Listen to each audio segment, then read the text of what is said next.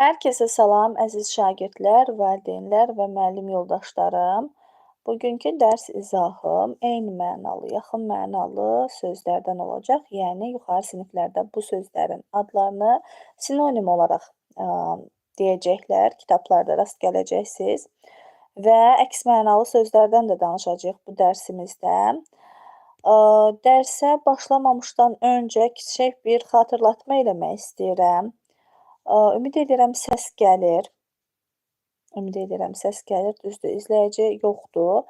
Amma deməli, dərsimin ümumi qaydalarının gedişatından danışmaq istəyirəm. Ödənişsiz şəkildə belə YouTube canlıları açıram və müəyyən qaydaların izahını bacardığım qədər, bacardığımdan da artıq şəkildə izahlar verirəm. Amma təəssüf ki, izlənmə sayı, baxış sayı azdır.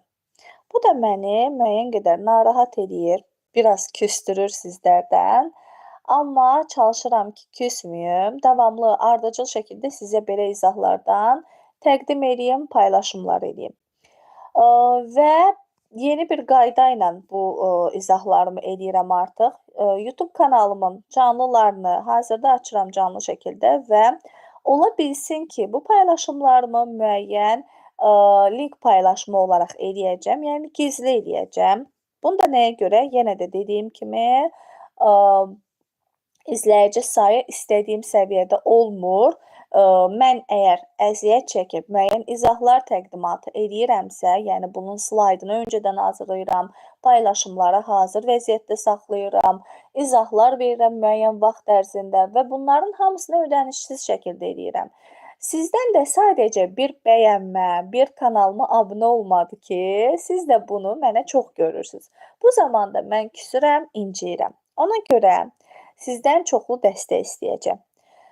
Əlavə də olaraq digər kanalların, paylaşımlarım haqqında müəyyən səhifəmdə deməli, izahlar var. Hansı ki, həmin o izahlar, yəni paylaşımlarım haqqında olan linklər var ki, orada daxil olaraq mənlə əlaqə yarada, digər kanallarım, səhifələrim haqqında da məlumat əldə edə bilərsiniz. Əlavə də olaraq ödənişli şəkildə hazırlıqlar keçirilir. Hansı ki, bu hazırlıqlar 3-cü və 4-cü sinifləri üçün qruplardan təşkil olunur bu dərslər. Yay tətili tapşırıqları dərslərdir. 1-ci və 2-ci sinif şagirdləri üçün isə yalnız və yalnız fərdi şəkildə, yəni tək bir şagirddən və müəllimdən ibarət bir şəkildə hazırlıq təşkil olunur.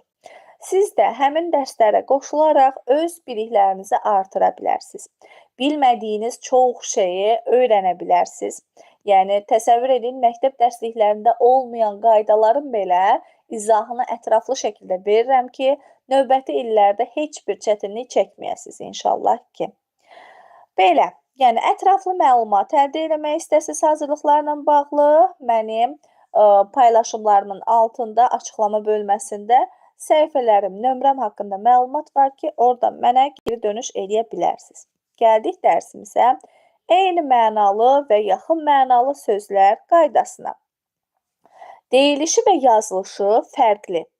Lakin mənaca eyni olan sözlərə yaxın mənalı sözlər, yəni sinonimlər deyilir.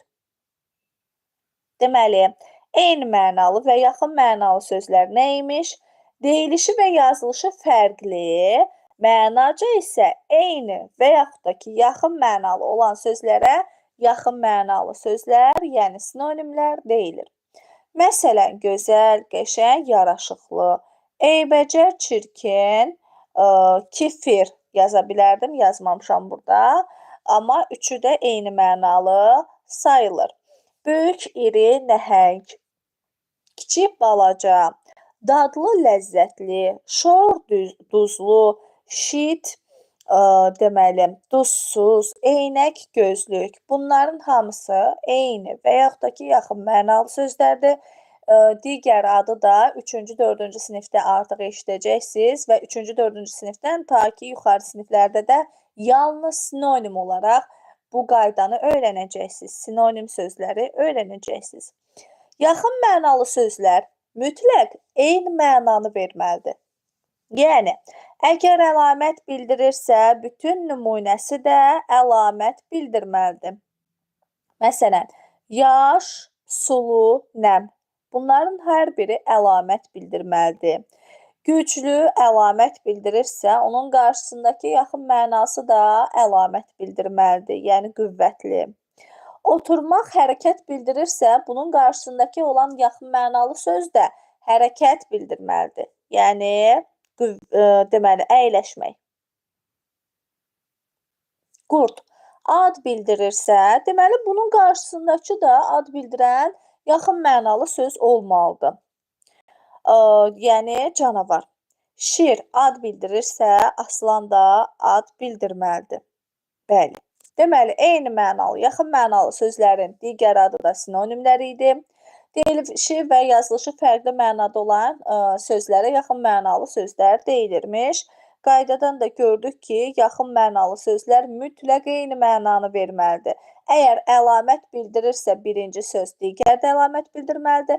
Hərəkət bildirirsə digər də hərəkət bildirməlidir. Ad bildirirsə digər də ad bildirməlidir. Gəldik əks mənalı sözlərə. Əks mənalı sözlərin ikinci bir adı var. Nədir? Antonimlərdir. Mənaca bir-birinin əksi olan sözlərə əks mənalı sözlər deyilir. Məsələn, getmək, gəlmək, duzlu, şit, duzsuz, şor, ləzzətli, dadsız, cavan, yaşlı, acı, şirin, gözəl, çirkin, balaca, böyük, əyləşmək, qalxmaq, təmiz, çirkli, canlı, ölü, düşmən, dost, yaxın, uzaq, ağ, qara, yəni çox uzatmaq olar nümunəni. Deməli, əks mənalı sözlər də yaxın mənalı sözlər kimi mütləq eyni mənanı verməlidir.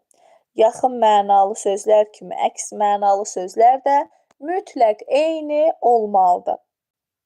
Yəni, eyni nitq hissəsi də deyəcəyik, bu birazdan izah edəcəm.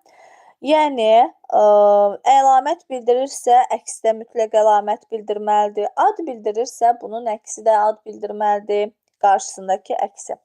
Məsələn, güclü əlamət bildirirsə, onun əks mənası nədir? Zəif. Deməli, zəif də burada əlamət bildirən, necə sualına cavab verən sözdür. Qoymaq hərəkət bildirirsə, nə etmək sualına cavab verirsə, götürmək də əks mənası olaraq hərəkət bildirir, nə etmək sualına cavab verir. Çox, nə qədər sualına cavab verir, saydıq. Bunun qarşısındakı əks mənalı söz, yəni az da say olmalıdır. Uzun, əlamət bildirir. Necə sualına cavab verirsə, qısa da əlamət bildirməli və necə sualına cavab verməlidir.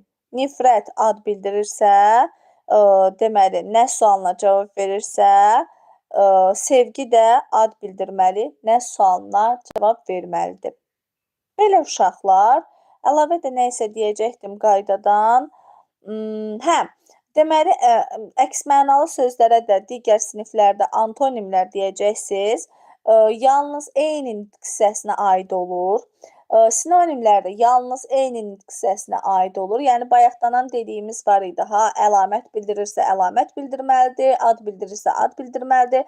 Yəni, qaydada deyirik ki, 3-cü, 4-cü sinifdə bu qaydanı bu formada eşidəcəksiniz ki, deməli, sinonimlər və antonimlər eyni bir nitq hissəsinə aid olmalıdır. Yəni, sifətdirsə, digər qarşısındakı da sifət olmalıdır. Saydısa, digər də say olmalıdır.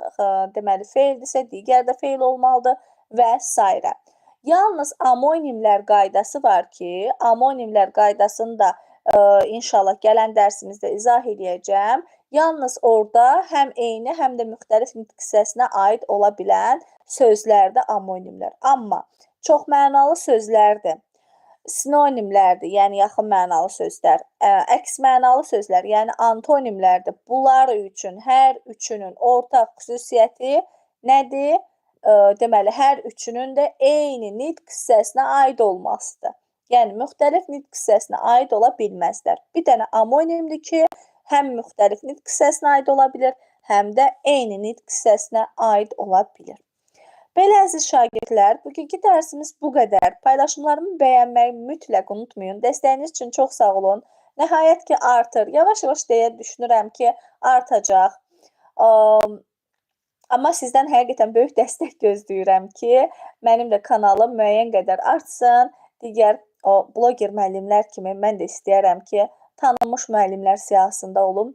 Bəlkə də tanıyırsınız, bir çoxunuz artıq məni virtual olaraq tanıyır, amma digər səhifələrimdən də daha yaxından məni tanıya bilərsiniz. Telegram kanalım var, WhatsApp kanalım var, deməli, qrupum. Instagram səhifəm var, maşallah, YouTube kanalım var, hər şey var. Yəni, sizin öyrənə biləcəyiniz platformaların hamısı mənim, deməli, təqdimatımda var. Bunların hamısını da izləmək, bəyənmək sizin öhdəliyinizə düşür. Əziz şagirdlər, bir dənə də onu yadınızda saxlayın ki, inanın ki, bunların heç biri biz müəllimlərə aid deyil. Yəni, bu izahları zaten biz bilirik. Bu izahların hamısı biz müəllimlərin sizə göstərdiyi dəstəkdir. Mənim kimi onlarla YouTuber müəllimlər var, hansı ki, sizin üçün çalışırıq. İstəyirik ki, siz daha artıqını öyrənəsiniz. Siz də bir cəhd eləyin, öyrənin. İnşallah ki, gələcək illərə, növbəti tədris illərinə möhkəm biliklərlə qədəm qoyun ki, həm siz sevinəsiniz, həm müəllimləriniz məktəbdə sevinsin, həm də biz onlayn YouTuber müəllimləri sevinsin ki, bizim öyrətdiklərimizin sayəsində siz müəyyən səviyyə artımı, bilik artımı əldə eləmisiniz. Belə, ümid edirəm ki, hər bir izah sizin üçün yararlıdır. Paylaşımları yenə də deyirəm, bəyənməyi unutmayın. Növbəti dərslərdə görüşənədək.